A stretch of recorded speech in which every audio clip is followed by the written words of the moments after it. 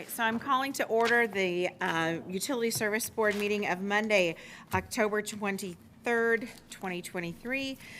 Before we call the meeting, or before we get into general business, are there any petitions or communications from the public that would like to present or go first? All right, hearing none, we'll go into the regular meeting. The first item, we have two sets of minutes to approve. So the first minutes are from our regular Utility Service Board meeting of October 9th, 2023. Are there any questions or changes to the minutes? Hearing none, is there a motion to approve? So moved. All those in favor say aye. Aye. Aye. Opposed? All right, the minutes have been approved. There also was a separate meeting on October 29th, 2023, and that was for a bid opening, which I believe Jeff Eman was our representative in that. So are there... That can't be the right date. Pardon? October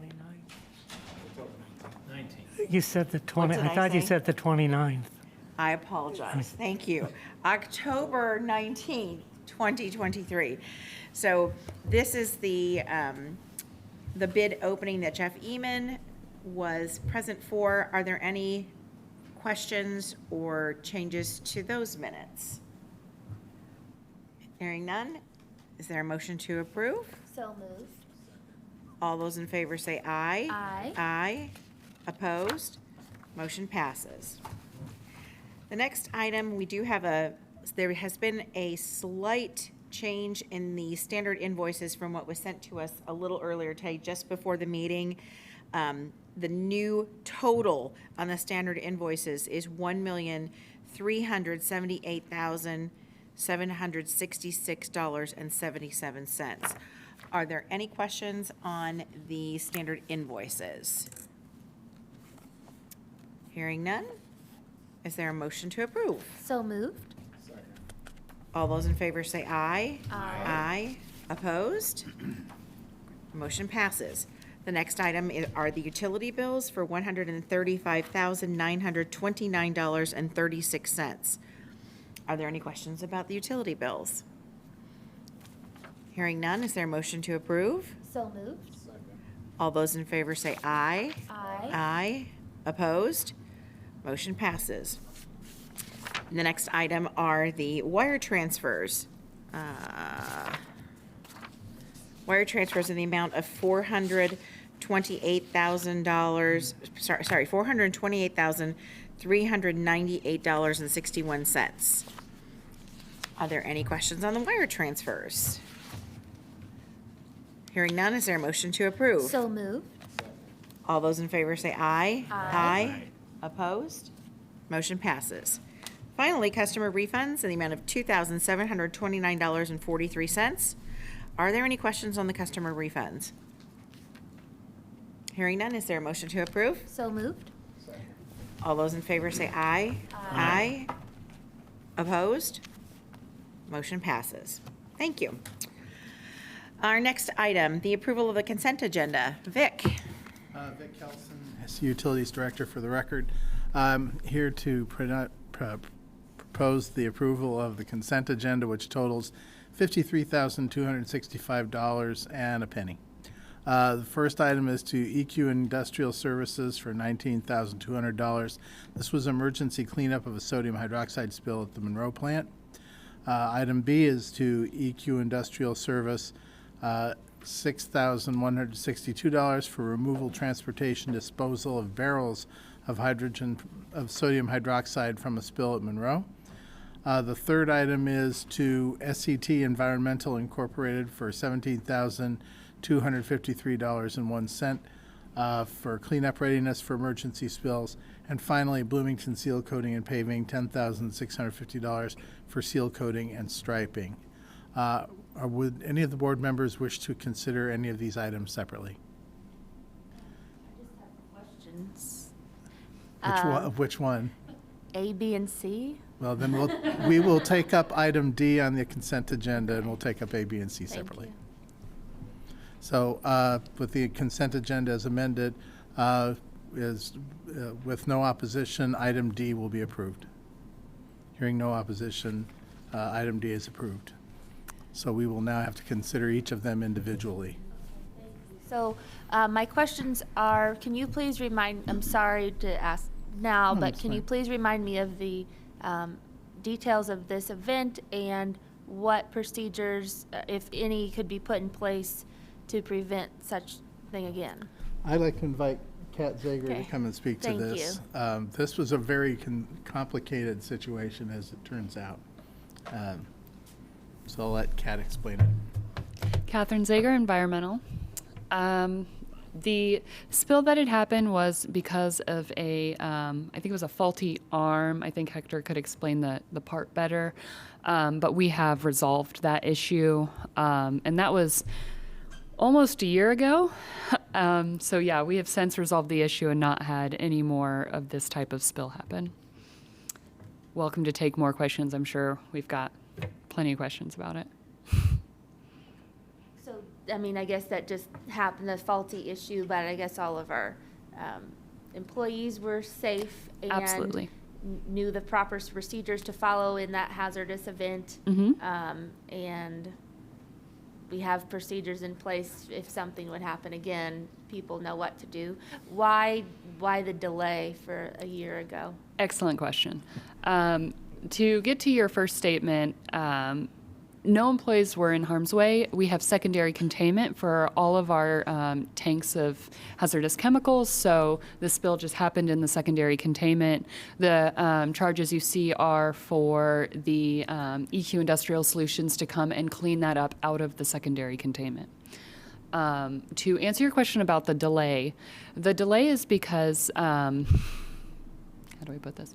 There were some issues with the cleanup. The company had chosen a subcontractor, and they had several issues with how well they were able to clean up the chemical and the state in which they left the plant. So they had kind of created a bit of a mess, which took them several return trips to clean up.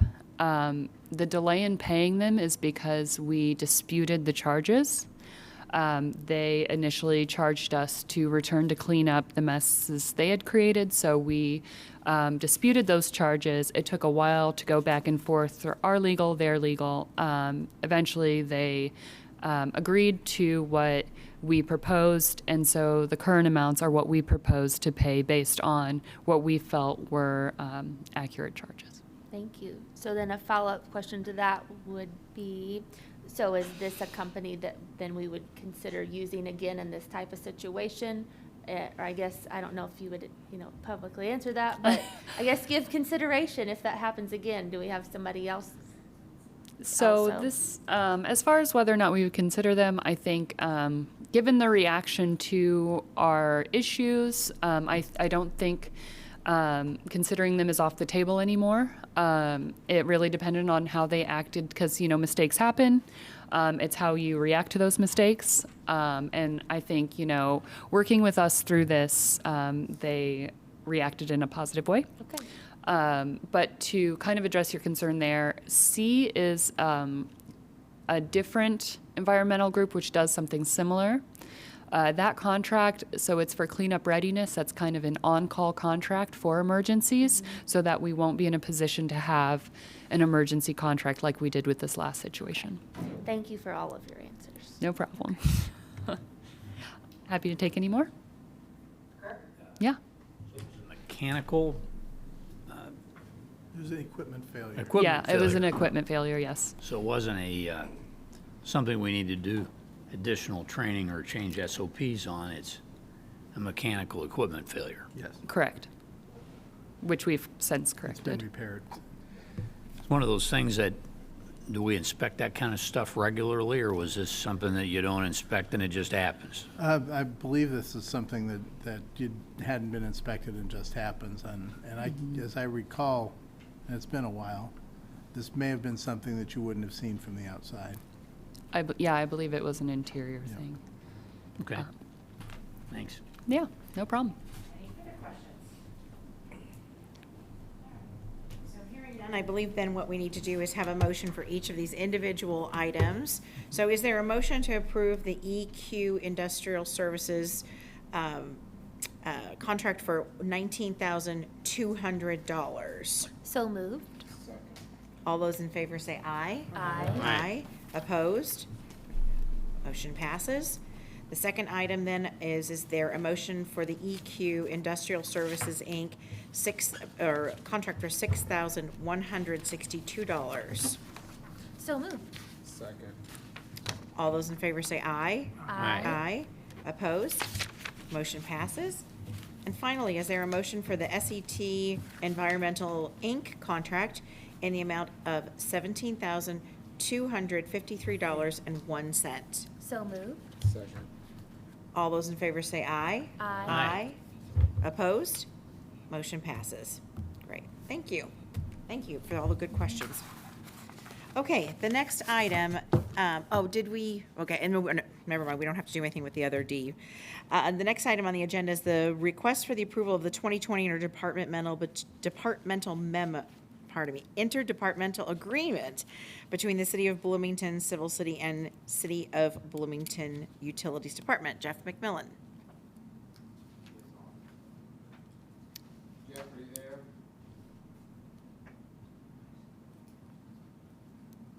Yes, I'm here. Can you hear me? Yes, sir. Hello? We hear you. Okay. I'm Jeff McMillan, Deputy Controller for the City of Bloomington. And this is for the 2020 interlocal agreement between the city and utilities. We start off with the taxes for property taxes that a private utility would pay. And that is, those numbers for the assets are supplied to the city by utilities. And that equals taxes for both utilities around $731,000.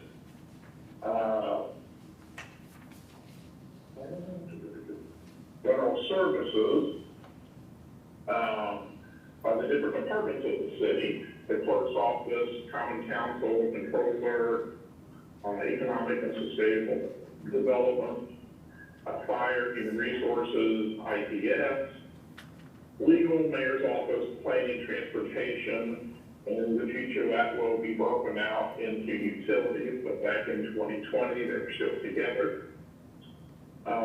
Police, public works, then we get into risk management. And after that, we have services that are provided by utilities back to the city. And that would be the 24/7 control center and the sanitation building. And that brings, that's about $230,000 coming back off the bill for credits for those services that are provided by utilities to the city. And those equal, with netting them $1,565,000. I'd be happy to have it, answer any questions. I think you had a handout, the services that were provided by each of the departments. And with that, the department came up with the allocation, which was back in, I want to say 19 is when they did it. And how much they thought their department did have services, that they rendered to utilities.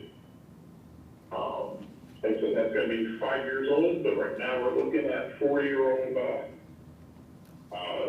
numbers for 21 and for 2021. So we probably also recommend in the future, probably starting in 24, that new studies would be done to see, how they are, probably every 5 years. So, that might answer questions. Okay, so Jeff, what I will do is I'm going to start with Jeff Eman here, and let him go first, and then we'll just kind of go down the row. So, Jeff? I have three questions. And my first question is, why did you not address the comments that were submitted to you from the board? From where, sorry? We formally submitted questions to you about the first time that the interlocal agreement came across our agenda, and we had, Megan and I submitted specific questions. Daniel Frank sent them to you, and we never heard back about those questions. So those are unresolved at this point. Okay. I don't know if I received the questions. I'd have to take a look. Yeah, Or if you can send them again. I can send them again, Jeff. That was Matt Havey. Matt will resend the questions to you. Okay, thank you. So I would expect a response back about our questions that were formally submitted before we entertain this. That's a position. But specific questions about the agreement itself. I appreciate the level of detail with all of the infrastructure and property and providing that spreadsheet and having that coded. So I just looked at like the Lake Griffey, which I assume is the $2.2 million reservoir, $2.4 million reservoir. And I thought, well, how did they come up with that? And I looked in the sheet and I saw, put a filter in for Griffey and saw there was a whole bunch of matching records. But then I couldn't tell what the code were for in or out, but I assumed that the O was out and the no value shouldn't be included as well. And when I just looked at the I's or the, I think OD or some other codes, it came out to like, I don't know, 200,000. So I was really confused. If you look at all of them, it's 4.5 million. So somehow that was cut down, and I don't know on what basis that was done to arrive at the 2.2 or $2.4 million amount.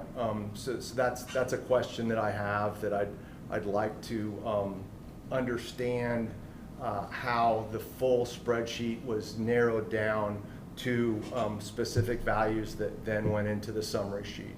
That's question one. And I don't expect you to answer it right now, although if you'd like to try, that's fine. I mean, I'm just kind of, so with Lake Griffey, it could be parks, and there's nothing in here for parks. So that's with the asset sheet? Yeah, I'm sorry, let me pull it up. Hopefully we got Excel on here. One moment. Yeah, it can't be opened. That was so I was going off of memory. It was a 2.2 or 2.4 million dollars for, I think the line item was 350 something 2. It's a 5-digit code, but that, I don't know if anyone has the spreadsheet or can access it right now, but it was for something about reservoir or lake. I don't know if anyone looked at this, but anyway, it was for about 2.2 or 2.4 million dollars. The only possible thing that could have been is Lake Griffey within our city limits, and I don't know what else it would have been for. So then when I go in and looked at all of our assets and used the filter on word Griffey, it comes up with a big long list of things, right? Including things from the plant that has been demolished and the demolition cost and a whole big long list. On those lists, those are all coded in or out. That's what I assume I and O mean. And then some that just say no value. So I'm trying to figure out from that 4.5 million for that total of all things Griffey, how you get down to the 2.2 million, that's all. Because when I filter it and I exclude the things that are O, which I assume are out, and the things that are no value, it comes out to like 200,000. So I'm just trying to understand how you arrived at that value, and if indeed these are Griffey items. Okay, so those values will be given to us by utilities. Okay. Well, then we should be able to answer that in-house. And maybe I'm grouping things that are infrastructure with the lake itself, and I'm doing it improperly, but I was just trying to figure out how that was done. So I'll let that sit, and maybe we can talk more about it if we have a chance, if it doesn't get approved tonight. The second thing is a specific item within the interlocal agreement itself, and it's for the solar contract reimbursement. So that's something specific that for both, and this was a question of mine that was submitted. So both years it's the same exact amount, and I understand if we're using a total generating capacity for all the different solar facilities that are out there within the portfolio that Bloomington has built and manages.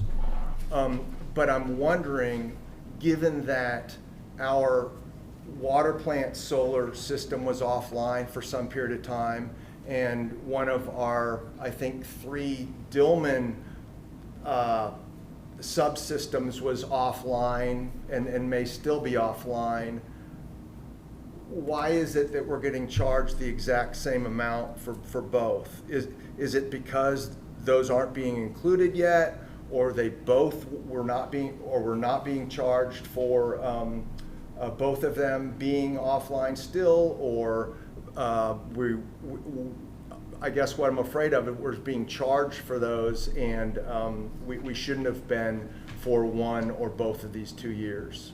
So my first question would be, do you consider within this reimbursement cost whether or not our specific solar arrays have been online for the time period that we're being charged?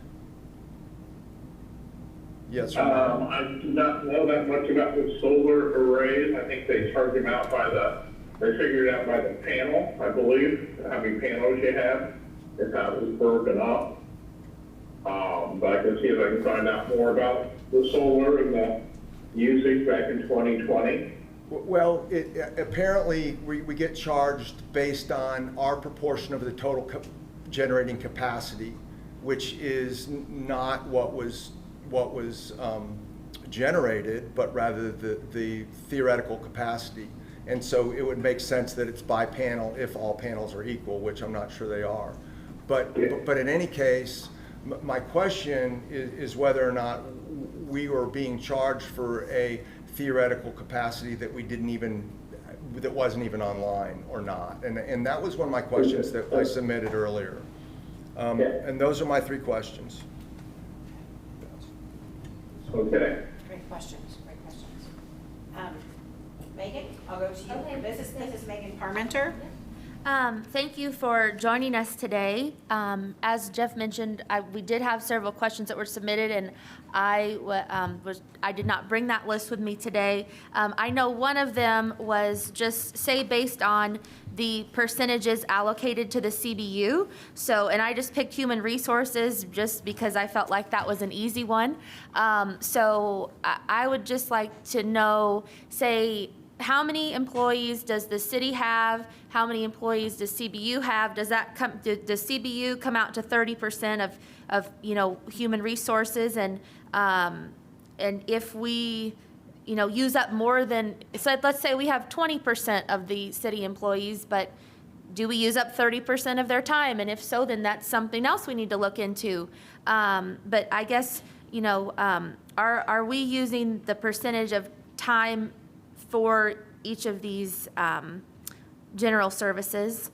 And then so I joined the board in 2020, and I know at least 3 other members joined in 21 or 22, and so these are things on here that we're not doing anymore. For example, you mentioned, which I appreciate your explanations that you shared with us with all of the departments. And as you noted, say with sanitation, the leaf collection program has ended. And so I was just wondering, moving forward, since we're still, we're discussing the 2020 and 2021, and we're looking ahead right now at 2024 coming pretty quickly. And I know this is just probably not how you do things, but could we go ahead and do the 2024 first before we do 22 and 23 to get current with things, and then work our way backwards like we've been doing? But I think that, moving forward, I would prefer us be on our current year with the people here that are approving things, that know what's going on for that time, and then work our way backwards to get caught up. And so that would just be my comment there about that. But my question would be, are we using the percentage of services that is allocated to CBU, especially with the 30% for the human resources and ITS? Thank you. Yes, those are the numbers the department heads came up with at the time when they did their survey, and each department did them differently based on different things. It was number of employees, or number of computers, or just how much time or issues they work on. Okay. For that department. And that was Caroline Shaw that would have came up with that, and she's no longer with the city. Okay, So, thank yeah, you. I can, I don't know if the current HR people will know how she came up with that. So I guess the next comment then would be, like, especially with HR being easy, if we know we have this many employees, then I feel like our contribution should be the percentage of city employees that we have here at CBU for the city. Thank you. Okay. Seth, do you have anything? No question. Kirk? Nothing? Question. Jim? I have, this is Amanda Burnham, and I do have just a couple of comments.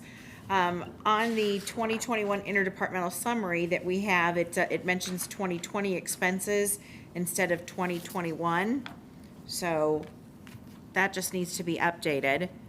The other thing is on the assets, and I don't know if this is something that the fixed assets, is that something we do or if the city does, but within the spreadsheet, there's references that are not linking and not connected. So I don't know if that's us or them. I should say us or them, if that's CBU or someone downtown that's controlling that. But there are some, not errors in the reports, but errors in the formulas on those spreadsheets. So I would like to see those corrected before we go forward. Jeff, in particular for you, I really have questions about fleet because I know we pay the city a certain percentage for fleet expenditures, or that's included in that calculation. But I also see sometimes that we're paying for, and I'm looking to Vic to say, are there times when we're paying the expenses out of pocket to repair things, or are we, or and to Matt, I mean, we're paying them and we're paying the city? That doesn't make sense to me. So that you have to, we'd have to get Public Works to answer why that is or how that is for the fleet department. So. That's for the street department, or that's for our we'll fleet? We're on to them. That's for fleet. I'm happy to inquire of fleet and Public Works to find out. Yeah. Yeah, but yes, there are cases where vehicles get sent out, especially for things like oil changes and so forth, simply because the fleet garage doesn't have the staff to handle all the city vehicles. So things do get sent out, but when they get sent out, we pay for that out of pocket, yes. And they don't do body work if fleet, so if there's actually damage to the car or the vehicle itself, it has to go. Those are things that we cover. Yeah. So, I will inquire before the next meeting. I too would like to echo the comments made by Jeff Eman and Megan Parmenter, that I don't understand why we are this far behind, and would like to see this get wrapped up and questions answered. There will be a new mayor of the community come January, and I would like to not have this be on that individual's desk of something that is outstanding. So to the extent that we can get questions answered and this resolved, and then also to get up to date, I mean, I would think that we, at this point, should already have had the 22, 23, and working towards 24 with a estimate of what's expected. So I'm not clear why there's a delay. Perhaps if we can get some answers on why this has been delayed, that would be nice. Okay. And that's, so to that end, is there a motion to approve, if there isn't any further discussion or questions, is there a motion to approve the 2020 interdepartmental summary and MOU? There are no motions for that. So to that end, the board is not ready to vote on that until we get our questions answered. And then is there a motion to approve the 2021 interdepartmental summary? And there are no motions for that, so again. The board can either continue each item to a date certain or table it and then take it off the table for future consideration. But if you'd like to continue it till the next meeting, Right. you can move to continue this item until November 6th, and that will give everyone 2 weeks to dig into the questions a bit more and give more direct answers. I think that would be great. So there's a motion to table. I think that's a great, is there a motion to table it? I will make a motion to table, Continue. to continue both of the 2020 and 2021 interdepartmental summaries. So time can be taken to research the answers to our questions, and we will discuss at our next meeting. Make sure that that's enough time. Jeff, does that give you enough time? I can only hear part of that, sorry. My recommendation is that we stay on this, so you I heard could, it was tabled, but I didn't hear any dates or anything. Okay, so Jeff, so what our recommendation is that we would like to table, to continue this discussion, provided that we can have answers by the next meeting, which our next public meeting is on November 6th. Does that give you adequate time? No, it doesn't. What would be adequate time? I'll have to see the questions and then basically go from there. How about, I would like to make a motion to continue this for November 6th, and if any questions can be answered, they can be shared at that time. This has been on our topics since June 19th, or around that time. And so I think for the sense of, we want to get this off of our agenda, let's see what we can accomplish on November 6th, and then if we need to continue it from that point, then we'll have discussed it again. That's my motion. Second. Any further discussion? Okay. Very good. Is there a motion to approve? So moved. Is there a second? Right. Second. All right, all those in favor say aye. Aye. Opposed? Right. So we will continue that discussion at the November 6th meeting. Jeff, Mr. McMillan, I do hope that we can at least get some of those questions answered and continue to move forward, and any of the other items that were just brought up by the board. So I thank you for your time. Okay. The next. May I just ask Vic one question about this, please? Thank you. I just figured this was a question for you and not Mr. McMillan, but in here it said that if there is at one of our properties out of the city limits, if there is an emergency response, that the city police comes. But would the city police come, or would that be the county sheriff department? The city police, regardless of where it is, it's a CBU issue, so the city police comes. Thank you. Okay, thank you. Yes. I think there's a lot to be upset about. First of all, the delay. We're back in 2020, and it doesn't look like we're going to catch up anytime soon. Second, those questions were submitted when, Frank? I sent the email on June 22nd. June 22nd. Here we are, the end of October, without any response, without any, well, you know, that's number two. I guess number three is something that we, since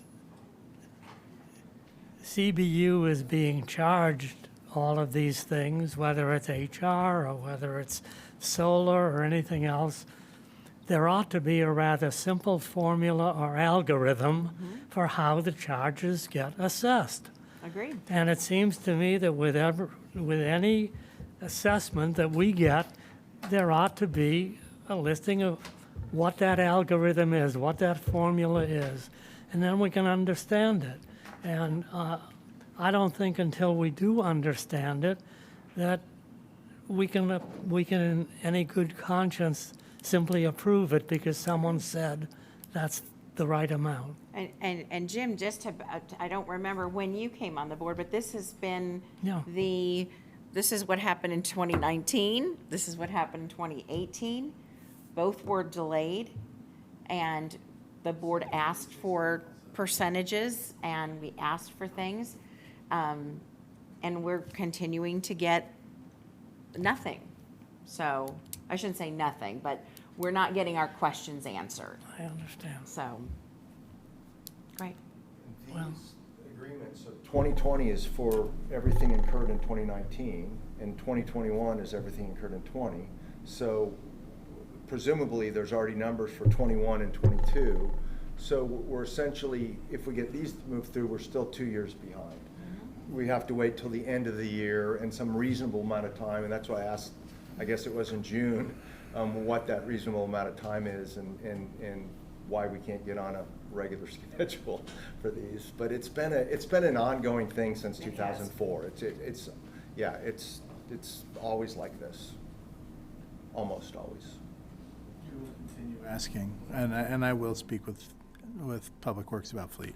And one question for you, Vic, too.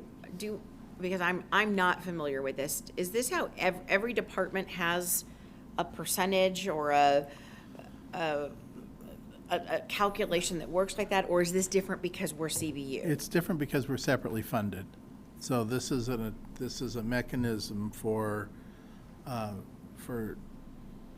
normalizing the interchange of services that we do for the other departments to what they do for us.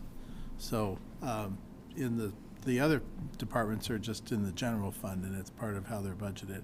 Now, whether and Scott can probably help me with this, whether planning gets an allocation in their annual budget of the HR budget or not, I don't know. Does that show up as a line item in your budget?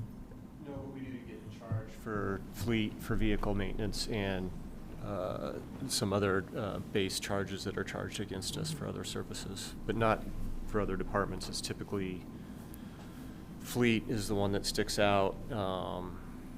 There might be another one that I can't think of. But ITS, maybe? No. No? Fleet's the main one, because that's the main service that we would get from fleet for our vehicles, for gas, the maintenance. But that's typically how we would do it. So, but yeah, it's really unique to us, I think. I think that, and yes, these were, I remember the year I started in 2016, we took up the 2014 one, right? So, they're always in arrears. We're farther behind now than we've been before, and I think some of that's pandemic delay, and some of it's because there was a lot going on, and other than pandemic, but I think some of it's pandemic delay. I certainly hope we can get as many of these put behind us as possible before the end of the year. The new administration. Yeah, certainly, yeah. I mean, I guess I'd also add, like, so our department also hosts the Metropolitan Planning Organization, which we do a similar activity, but it's against federal transportation funds. And there's indirect and direct costs, and there's our formula. So sometimes you see these percentages, that doesn't account for things that, you know, those indirect costs can actually get kind of crazy. And so we actually have to artificially lower our indirect rate because we don't have enough money in our federal budget to cover those indirect costs. So I think that's why you might be seeing some differences from one department to other in Sure. those estimates. So. Well, it just, I was not able to pull up some of the previous ones, but I was just kind of curious, have these percentages always remained the same? And Told to change every 5 years. they change every 5 years, okay. When was our last 5 year? 2019. 2019. 2019. So I'd like to see what those numbers, what were the allocations in 2018? Because that, if you're saying, if I'm hearing this correctly, that means 2019 was adjustment year. What was it in 2018 and what did they, was anything even adjusted? We can go back through the paperwork, so it's got to be in the Yeah. board packets from back then. That would be great. There have been small adjustments, but I think it's good, as we talked about in June, to use our, you know, Yeah. our council knowledge and any other, any other information that we have to have confidence in those and to update those. So then does that mean though, that if those percentages are set in for 2019, then are we set with those for 5 years? Now, yeah. Yes. We are set with them for 5 years. So this would- We can propose a change to those anytime we want. There's not, I mean, this is an interlocal agreement. It's our agreement with the city. If we don't like it, we can change it the way we want it. Okay, Yeah. okay. But we have to request the change. I mean, Sure. they're going to assume, it will be assumed that that's the percentage that we're going to be using every year. Otherwise, you're asking them to recalculate every year. Yeah, that's it, but it's just a percentage. That's an easy thing. Okay. If we have some reason to believe that we're getting overcharged by the 3% from the mayor's office or undercharged by the 8% from the common council, then we should say so. Or city legal. Or whatever it is, yeah. I think Chris We does didn't his, question Chris that does one. his fair share with us, so. Okay, are there any other comments, questions? Shall we? Thank you, everyone. I know that we are all very passionate about this, and I do hope that we can get resolved to this soon. The next item on the agenda then is the request for approval of the repair of a belt press at Blucher Pool, and that's Dan Hudson. Dan, you're gonna have all your numbers for us, right? I do, yes. Okay. Thank you. As a matter of fact, I'm Dan Hudson, the Capital Projects Manager for the City of Bloomington Utilities, and Frank is passing out the bid tabs for the project right now. Okay. With that, originally, we tried to do the repairs ourselves, and we found the project was a little over us. The whole belt press had to be raised, and so we needed contractor help with that. And so we went out to bid. We prepared specs in-house and asked 4 contractors to bid. We had 2 contractors to back out at the last minute, so we have 1 bid. And we find the cost is reasonable. We estimated about $140,000 for the repairs, including parts. And they came up with $138,750. So I'm open to any questions on it. Are there any questions? Hearing none, is there a motion to approve? So moved. All those in favor say aye. Aye. Aye. Opposed? Motion passes. Thank you. Next item is a request for the approval of Resolution 2023-7 to designate surplus property, and that is Matt Havey. Yeah, we got another batch. It looks like we cleaned out some areas. We found some security camera domes that don't fit our current security cameras. We found a scanner back in our server room that nobody's using, so we're gonna try to sell that. Like I said, it looks like somebody cleaned out a desk and found some headphones, a digital camera that still uses a floppy disk, and a desk organizer. Right. Any questions? Hearing none, is there a motion to approve? So moved. All those in favor say aye. Aye. All those opposed? Motion passes.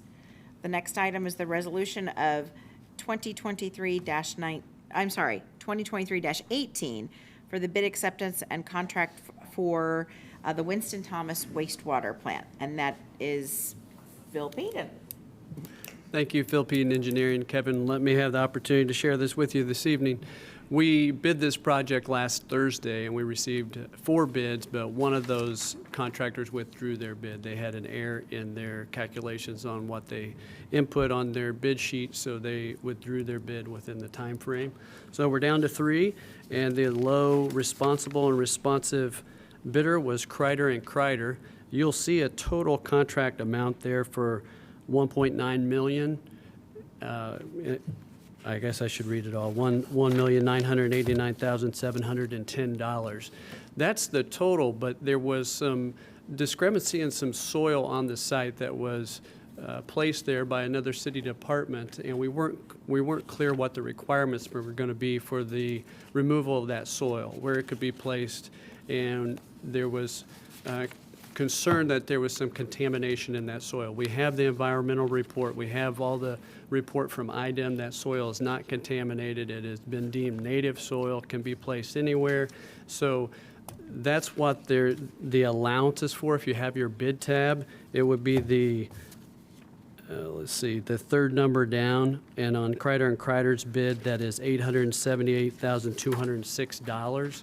That will be removed from that total base bid once the contract started. It's not an alternate, so we can't remove it ahead of time, so we have to move forward with the full contract base bid amount, and then that will be corrected once we start the project. We can issue a change order for that amount. So we'll be in the $1.1 million range based on what we know at the site and what's in the contract currently. I'm sure there's a chance we could find some other things out there that we're not aware of. I would request the board to approve this tonight. This is not the contract. This is just the resolution to award based on the low bid. So when we receive the contract, it will be low, it will be lower than that? No, it will still read 1.9 million, but we will address that after we proceed through the contract. Okay. Yep. Okay. Are there any other questions? Jeff? Just to note the engineering estimate, just to think about, we're talking about cost and what's expected and what these bids come in on, and there was a big variance over 100%. And I don't think this one was a low one. I think there was one that was low, or maybe the one that got removed. Mm-hmm. And it was, I think it was under $800,000, the engineer's estimate. So we're looking at costs quite a bit more than what was expected. That's all. Thanks. All right, is there a motion, hearing no further questions, is there a motion to approve? So moved. All those in favor say aye. Aye. Opposed? Resolution passes. Thank you. Phil, I think you're up for the next one, too. All right, so we have some surplus items at Winston Thomas that we need to be deemed, what's the term? Worthless. Thank you, Jim. So we need to deem these surplus items worthless. These have been, I would say 90% of these are not CBU items. They're owned by other city departments. We have contacted those departments over a month in the past. I think even prior to that, we've said, hey, these aren't ours. We want to move forward with our site and cleaning it up. If these are yours, please remove those. They've removed what they wanted.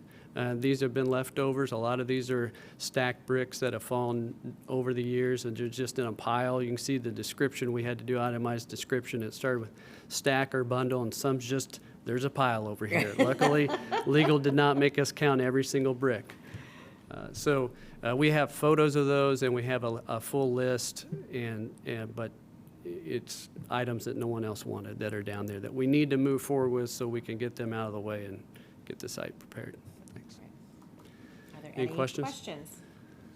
So in our logo for 2023, we could have a line item going back to the city for our expenditure for their removal of their stuff, right? I mean, this is a non-negligible amount, I would think. We're talking about thousands of dollars to get this stuff off-site up, right?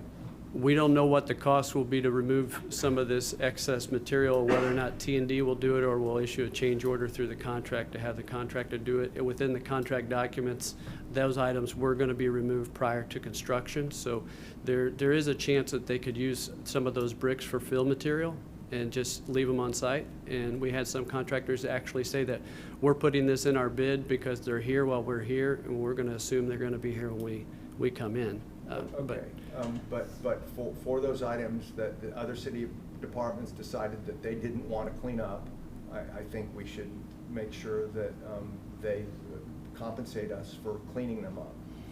I think there's very fair consideration for that, and I would throw out that this soil that we're talking about in this allowance that was going to cost $800,000 to leave site was not ours as well. It was another city department's, and we're having to move it at a substantial cost. Each load of that, there's supposed to be 17,000 cubic yards of soil in that basin. It was $8 per cubic yard approximately, those bids, yeah. I mean, Yes. on the low end. Yes. Substantial cost just to get that out of there so we can remove the basin. 8 times 17,000. Well, I think it might even be more than 8, Jeff. Okay. So- 24, I thought. Can we have a Oh, yard for sale? the Kreider bid. Yeah, I didn't have it up in front of me. A yard sale? 24 times 17,000. Okay. That's $300,000 or something, just basic math. Can we at least keep track of these numbers?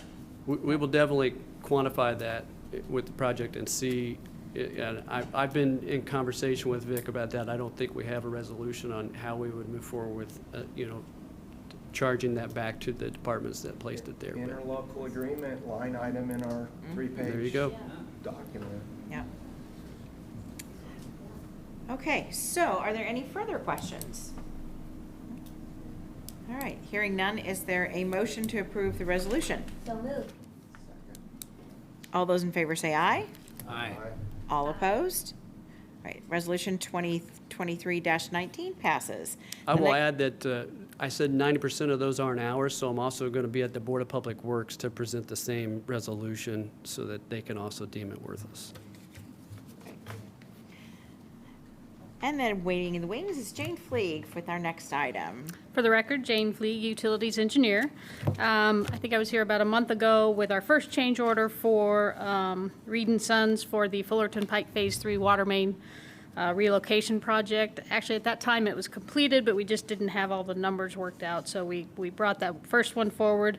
This is the second and the final. This will close out the job. It was a unit price contract, so there are some items a couple items that went over. There are a couple items that were under. The silt fence was under. We had less joint restraints. Once you dig up, you don't know exactly how many joints you're going to have to dig up to restrain on the existing pipe. So we had to deduct there. We added an extra water service. We thought it came off of a side street, but it came off of Fullerton Pike. And then we deducted some sidewalk replacement that wasn't necessary based on the county's plans for this project. So we ended up with a $5,880 change order, adding that to the original contract amount of $426,386, and then the first change order of $23,174. The final contract amount now is $443,680. Are there any questions? Hearing none, is there a motion to approve? So moved. Second. All those in favor say aye. Aye. Aye. Opposed? The change order is approved. Thank you. Thank you. And then Kevin White is coming up for the next item, the request for the approval of the contract with Performance Pipelining. Yeah, Kevin White, Capital Projects Coordinator. The contract is a result of Resolution 2023-16 that was presented at the last USB boarding on October 9th. Contract is to Performance Pipelining for the amount of $811,770 and no cents. I'm happy to answer any questions. Are there any questions for Kevin? Hearing none, is there a motion to approve? So moved. All those in favor say aye. Aye. Opposed? Great. Motion passes. Thank you. Thank you. Okay. The next item, is there any old business from the board? Any old business from staff? Any new business from the board? Any new business from staff? I've just got a quick thing. I didn't know whether to put it here in staff reports, but I have had some discussions with folks downtown about the appraisals. I think there is an interest in arriving at what everyone thinks would be a fair transfer regarding the existing building, should we move. I think there's an interest in getting that dealt with this year while we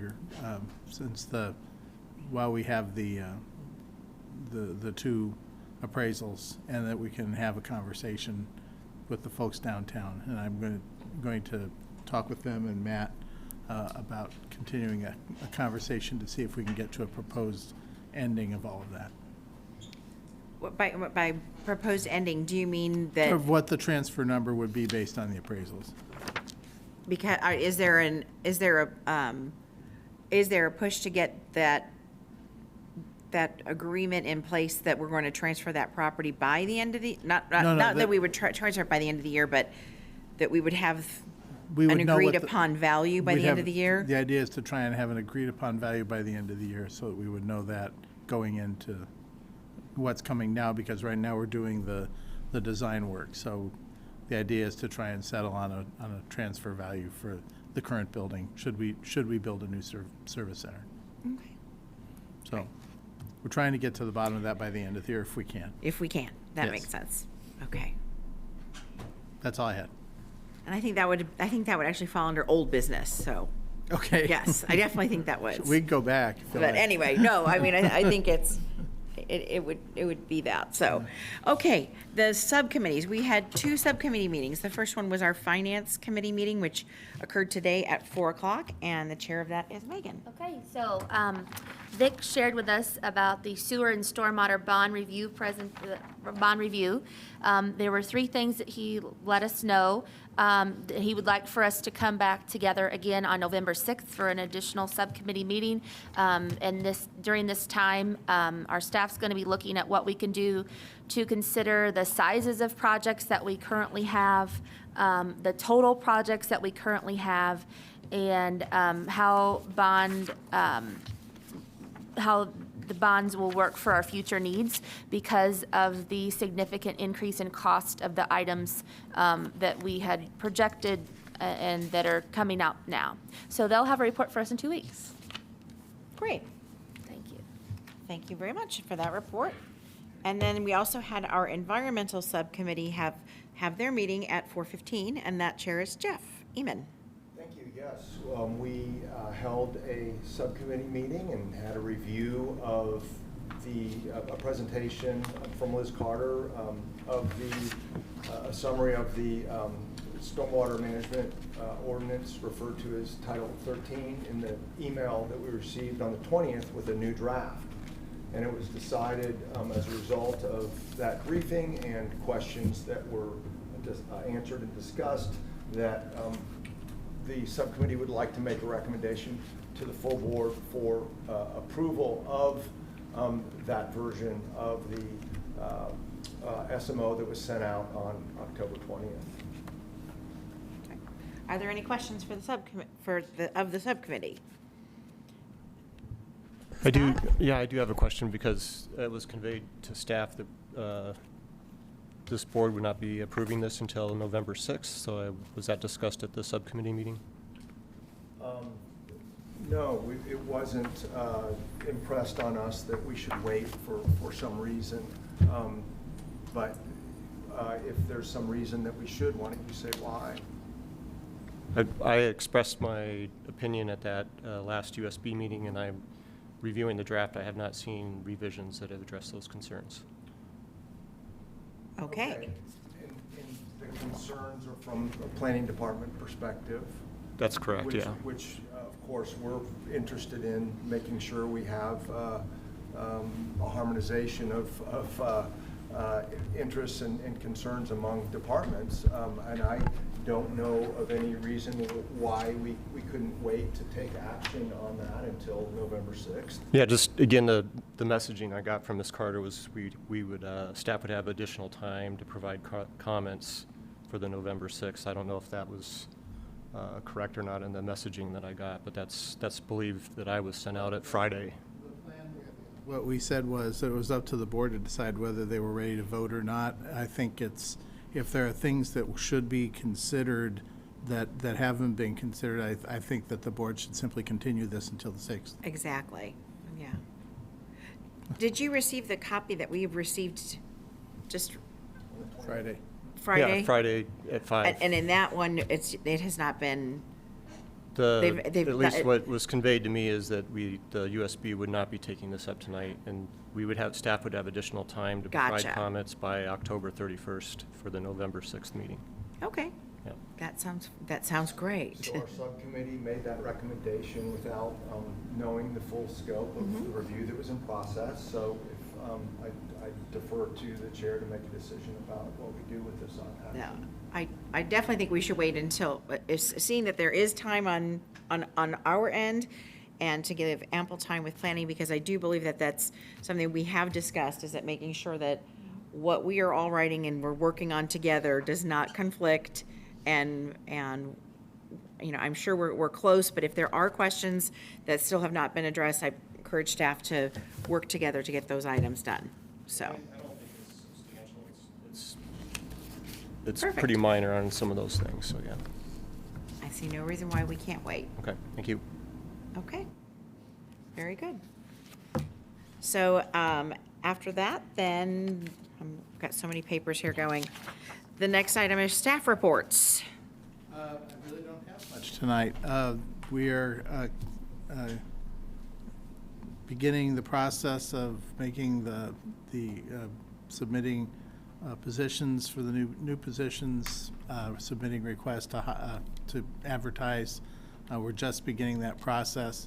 Realistically, new positions that come at the beginning of the year, if we don't advertise them in November or early November, there's a slim chance that we'll get them hired anytime reasonably in January. So we're going to begin with all of that. So that's starting along.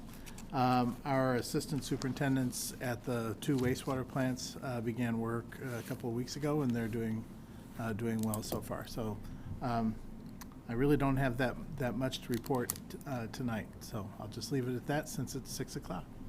Great. All right, are there any other petitions or communications from the public or anyone else? All right, hearing none, is there a motion to adjourn? So moved. Meeting is adjourned. Thank you, everyone.